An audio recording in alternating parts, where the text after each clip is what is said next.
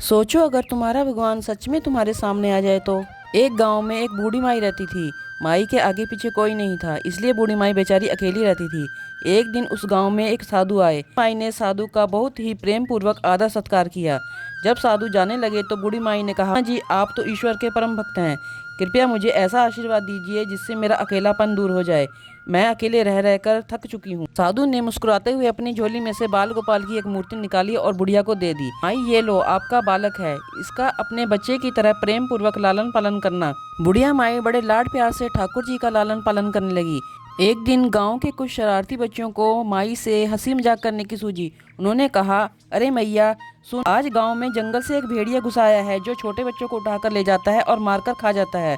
तू अपने लाल का ख्याल रखना, कहीं भेड़िया उठाकर न ले जाए।" बुढ़िया माई ने अपने बाल गोपाल को उसी समय कुटिया में विराजमान किया और स्वयं लाठी लेकर दरवाजे पर पहरा देने के लिए बैठ गई।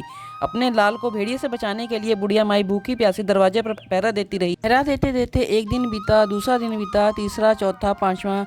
बुढ़िया माई 5 दिन तक लगातार पैर पलकें झपकाए भेड़िए से अपने बाल गोपाल की रक्षा करती रही। भोली भाली मैया का यह भाव देखकर ठाकुर जी का हृदय प्रेम से भर आया। अब ठाकुर जी को मैया के प्रेम का प्रत्यक्ष रूप से आस्वादन करने की इच्छा हुई। भगवान बहुत ही सुंदर रूप धारण कर वस्त्राभूषणों से सुसज्जित होकर माई के सामने आए। ठाकुर जी के पांव की आहट पाकर माई डर गई कि कहीं दुष्ट भेड़िया तो नहीं आ गया मेरे लाल को उठाने। माई ने लाठी उठाई और भेड़िए को भगाने के लिए उठ खड़ी हुई। श्याम सुंदर ने कहा, "मैया, मैं हूँ, मैं तेरा वही बालक जिसकी तुम रक्षा करती हो।" माई ने कहा, "क्या? चल हट, तेरे जैसे सैकड़ों अपने लाल से निछावर कर दूं। चल भाग यहाँ से।" ठाकुर जी मैया के इस भाव और एक निष्ठा को देखकर बहुत ज्यादा प्रसन्न हुए।